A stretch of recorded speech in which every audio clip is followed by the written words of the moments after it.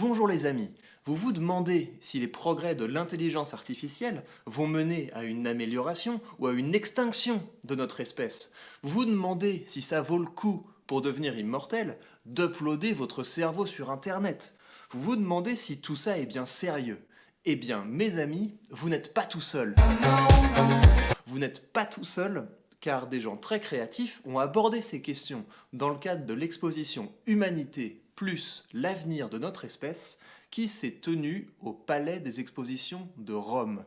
Allons voir cette exposition et surtout, voyons voir ce qu'on en pense.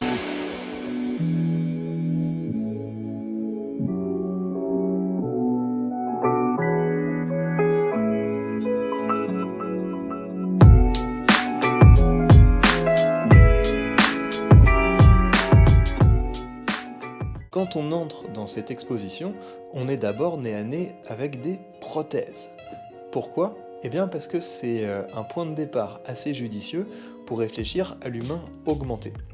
Si je vous demande si vous pensez que c'est une bonne chose que des humains puissent payer pour augmenter leur intelligence, on va sans doute avoir une bonne discussion qui va faire surgir des oppositions de valeurs, notamment liberté contre égalité.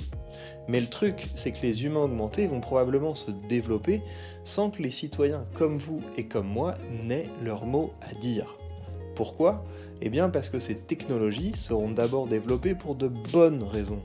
De même que le business de la chirurgie esthétique s'est développé sur la base de la chirurgie réparatrice, les technologies qui permettront d'augmenter l'intelligence humaine se développeront d'abord dans le sillage de recherche pour réparer l'intelligence humaine suite aux maladies neurodégénératives, Alzheimer et Parkinson en particulier. En poursuivant la visite, on peut observer tout un tas de petits gadgets, de petites installations qui permettent de réfléchir aux relations entre le réel et le virtuel. Voici par exemple un objet qui a été développé pendant la guerre en Irak et qui vous envoyait une petite décharge électrique dans le bras à chaque fois qu'un soldat américain tombait au combat, et sur l'écran vous pouviez voir de qui il s'agissait et les raisons de sa mort. Voici dans un autre style un appareil qui vous permet de faire l'amour à distance. Je vous laisse imaginer comment ça fonctionne, qui voudrait utiliser ça, et surtout est-ce que ce genre de machine peut être altéré par des virus. Toujours pour réfléchir au rapport entre le réel et le virtuel, voici une série de photos obtenues à l'aide d'un algorithme conçu pour faire une moyenne parfaite entre les photos que nous délivre Google à la suite de recherches telles que famille, Miss Amérique ou terroriste. Venons-en maintenant à la question qui nous passionne, celle qui touche aux relations entre les robots et les hommes. J'ai senti, au regard des œuvres, une certaine fascination des artistes pour l'hybride, pour le monstrueux. J'ai d'ailleurs appris l'existence d'une fondation cyborg internationale dont le but est de promouvoir le cyborgisme comme mouvement social et artistique. Cette fondation milite notamment pour aider les humains à s'hybrider et pour défendre les droits des cyborgs. C'est folklorique, mais il me semble pourtant que deux questions sur les relations entre l'homme et la machine vont être de plus en plus importantes. Premièrement, est-ce que ce sera moralement acceptable de cantonner des robots intelligents à des tâches subalternes, pénibles ou dégradantes ?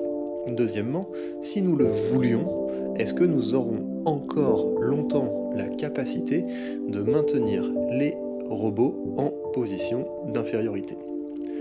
À cet égard, voici deux petites sculptures animées qui m'ont amusé.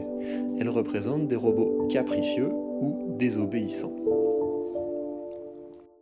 L'art permet de rêver, l'art permet de fantasmer, mais aussi, si on en fait l'effort, l'art permet de penser. Et maintenant les amis, c'est à vous de changer vos réflexions en propositions politiques pour que l'humain, ses valeurs, ses rêves et ses envies restent toujours au cœur de la partie dans le nouveau monde que l'intelligence artificielle dessine sous nos yeux. Prenez soin de vous et prenez soin de votre esprit. À bientôt. Let's go!